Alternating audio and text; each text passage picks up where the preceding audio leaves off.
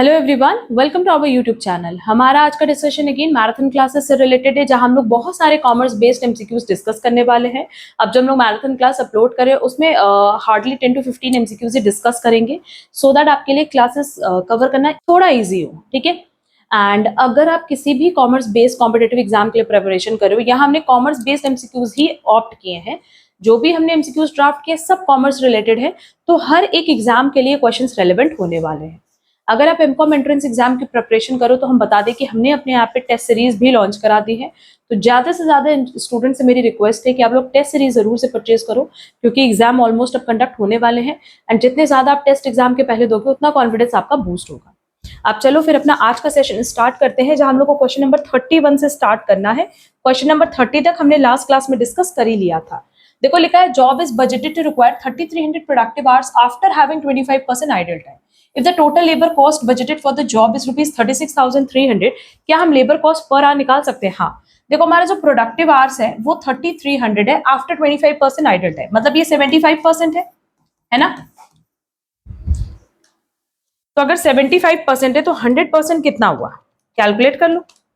मतलब मेरे पास total time कितना था 4400, जिसमें से प्रोडक्टिव आवर 3300 है और बाकी कितना जो रिमेनिंग टाइम है वो आइडल टाइम है। तो अगर हमें इतना पैसा मिल रहा है तो नो डाउट पूरे 4400 के लिए मिल रहा है। 36,300 हमें पूरे 4400 के लिए मिल रहा है। ये मैटर नहीं करता कि वो प्रोडक्टिव है कि नॉन प्रोडक्टिव है। तो मेरे पास जो पर आवर रेट आएगा वो आएगा 8.25। Clear. Next, a company manufactures a single product for which cost and selling price data are as follows.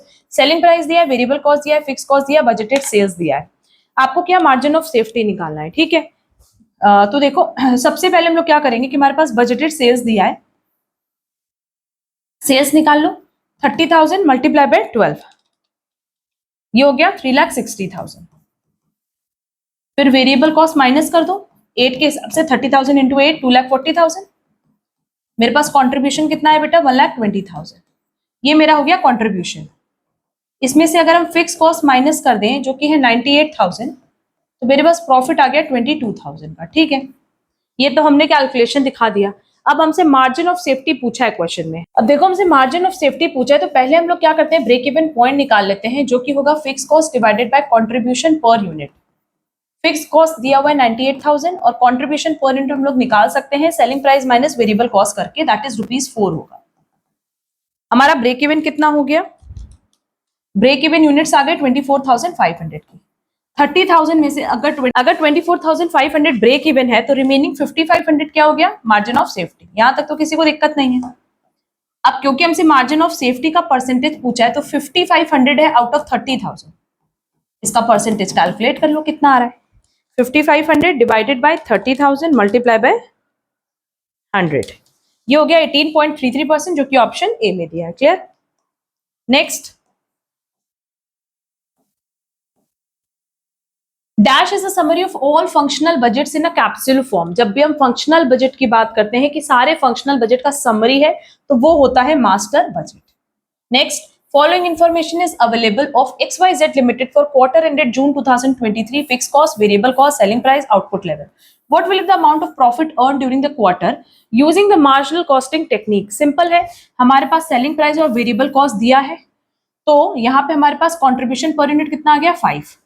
Contribution अगर निकालें तो 5 मल्टीप्लाई बाय 1,50,000, सीधे हमारे पास आ जाएगा 7,50,000। हमारे पास फिक्स कॉस्ट दिया ही है 5 लाख का, तो जो रिमेनिंग बैलेंस बचा वो क्या हो जाएगा 2,50,000 profit. That is correct answer हो जाएगा A. Next, following information is available of PQR for year ended 31st March 2023, 4,000 units in process. हम प्रोसेस अकाउंट बना दे रहे हैं, कितना यूनिट्स प्रोसेस में है 4,000, यहां हम लिख रहे हैं यूनिट्स का, और 3,800 यूनिट्स आउटपुट है to transfer to next process 3,800। 10% of input is normal wastage, sorry by होगा। यहां देखो by transfer to next process कितना है 3,800। आफ्टर दैट लिखा है कि जो नॉर्मल वेस्टेज है वो 10% ऑफ इनपुट है, तो बाई नॉर्मल लॉस कितना हो गया यूनिट्स में 400, 4,000 का 400, ठीक है। यहाँ ना एक और चीज हम ठीक करें, आगे लिखा हुआ है कि ₹2.50 per unit is scrap value, मतलब ये जो मार्केट में बिकेगा ये कितने पे बिकेगा, 2.50 पे, ठीक है, तो 1000 रुपीज हमें मिलेगा। आफ्टर दैट लिखा है कि ₹46,000 incurred towards total process cost. इस टोटल प्रोसेस कॉस्ट कितना है, 46,000। हमें क्वेश्चन में क्या बताना है कि हम कितना अब नॉर्मल गेन ट्रांसफर होगा। देख लो ये दोनों साइड ना इक्वल आना चाहिए। इस साइड मेरे पास आ रहा है 4200 यूनिट्स, इस साइड आ रहा है 4000, ठीक है, तो यहां हमारा 200 का क्या हो गया, अब नॉर्मल गेन, इसमें तो किसी को कोई दिक्कत नहीं है। अब यहां देखो ये जो पर यूनिट रेट हम लोग कैलकुलेट करते हैं, कैसे करते हैं, 4000 में से 400 माइनस करेंगे, ये कितना हो जाएगा 3600, ठीक है, और कॉस्ट कितनी है 46,000, उसमें से 1000 रुपीज हमें रिकवर होगा, तो ये हो गया 45,000। अब आप क्या करो, 45,000 को 3600 से डिवाइड कर दो, तो पर यूनिट रेट आ जाएगा 12.5, और उसी से इसको और इसको हम मल्टीप्लाई करते हैं, क्योंकि क्वेश्चन में हमसे पूछा था कि अब नॉर्मल गेन की वैल्यू कितनी होगी, 2500 होगी, जो कि ऑप्शन ए में दिया है। क्लियर, तो होपफुली क्वेश्चन क्लियर होगा। प्रोसेस अकाउंट अगर बनाना आता है तो बहुत ही इजीली क्वेश्चन सॉल्व कर पाओगे। Next, in the element wise classification of overhead which one of the following is not included, fixed overhead, indirect labour, indirect material, indirect expenditure. Indirect आता है बट वेरिएबल और फिक्स्ड ओवरहेड नहीं आता, तो correct answer होगा ए।